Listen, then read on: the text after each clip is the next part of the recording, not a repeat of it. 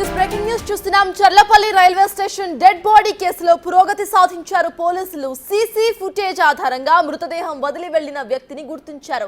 బీహార్ వెళ్లే రైలు కోసం భారీ ఎత్తున ప్రయాణికులు రాగా ఆ రద్దీలో రైల్వే సిబ్బంది ఈ మృతదేహం గల గోనె సంచిని గుర్తించలేకపోయారు.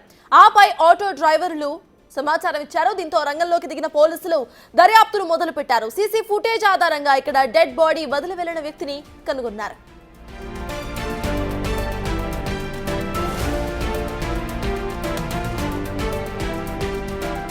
Cherlapalli railway station dead body కేసులో ఇప్పుడు పురోగతి సాధించారు పోలీసులు. సీసీ ఫుటేజ్ ఆధారంగా మృతదేహం వదిలిపెట్టిన వ్యక్తిని గుర్తించారు. అయితే బీహార్ వెళ్లే రైలు కోసం భారీ ఎత్తున అక్కడ ప్యాసింజర్స్ ఉండటంతో ఎవరిని అనుమానించాలో తెలియక అప్పట్లో కన్ఫ్యూజ్ అయిన పోలీసులు ఆ తర్వాత ఆటో డ్రైవర్స్ సమాచారం అందించడంతో ఆ రద్దీలో రైల్వే సిబ్బంది ఈ మృతదేహం గల గోనె సంచిని గుర్తించారు. గోనె సంచి క్యారీ చేస్తూ వెళ్తున్న ఆ నిందితుడిని కూడా గుర్తించారు.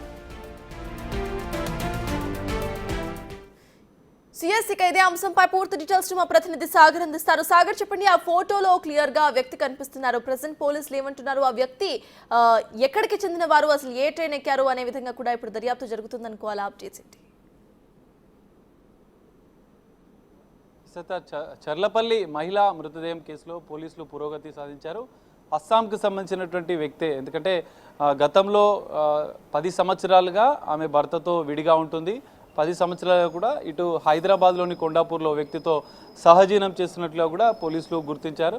నార్సింగిలో మరో యువకుడితో, అస్సాంకి సంబంధించినటువంటి మరో యువకుడితో ఆమె పరిచయం పెట్టుకుంది. తనతో చనువుగా ఉంటున్నట్లుగా కూడా పోలీసుల దర్యాప్తులో తెలియంది. సో అదే యువకుడు హత్య చేసిన అనంతరం ఆమె మృతదేహాన్ని గోనె సంచిలో ఆటోలో 37 కిలోమీటర్లు నార్సింగి నుంచి చర్లపల్లి రైల్వే స్టేషన్ వరకు కూడా తీసుకెళ్ళి అక్కడ ప్లాట్ఫామ్ నెంబర్ 5 వద్ద ఉన్నటువంటి పార్కింగ్ ప్లేస్లో ఆ సంచిని, మృతదేహం ఉన్నటువంటి గోనె సంచిలో ఉన్నటువంటి మృతదేహాన్ని వదిలేసి మళ్ళీ ప్లాట్ఫామ్ మీదకి వెళ్ళి ప్లాట్ఫామ్ లోపలికి వెళ్ళి అందులో స్నానం చేసి అనే బట్టలు మార్చుకొని మరి అస్సాం రైలు ఎక్కి అనే పారిపోయినట్లుగా కూడా పోలీసుల దర్యాప్తులో తేలింది. దీనికి సంబంధించినటువంటి పూర్తిగా ఈ దృశ్యాలన్నీ కూడా సీసీ కెమెరాల్లో రికార్డ్ అయ్యాయి. సీసీ కెమెరాలో రికార్డ్ అయిన దృశ్యాల ఆధారంగా నిందితుడిని పోలీసులు గుర్తించినట్లుగా కూడా తెలుస్తుంది.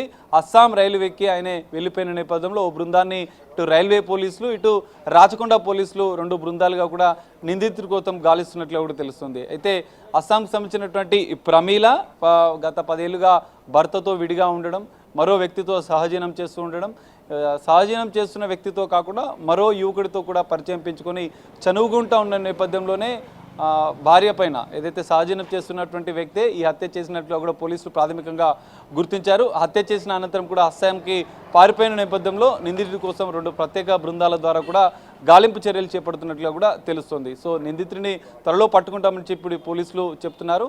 సో ఇప్పటికే ఇది 5 రోజుల క్రితం జరిగిన నేపథ్యంలో కొంత సంచలనంగా మారిన పరిస్థితి. ఈ కేసుని ఛాలెంజింగ్గా తీసుకున్న పోలీసులు నిందితుడి కోసం ప్రత్యేక బృందాల ద్వారా గాలిస్తున్న పరిస్థితి కనిపిస్తుంది. సర్తాజ్, సాగర్, నిందితుడికి సంబంధించి గతంలో కూడా ఎటువంటి క్రైమ్ రికార్డ్స్ ఏమైనా ఉన్నాయా అనే కోణంలో కూడా దర్యాప్తు సాగుతుందనుకోవాలా? ఆ క్రైమ్ రికార్డ్స్ చిట్టా కూడా తీసే అవకాశం ఉందనుకోవాలా?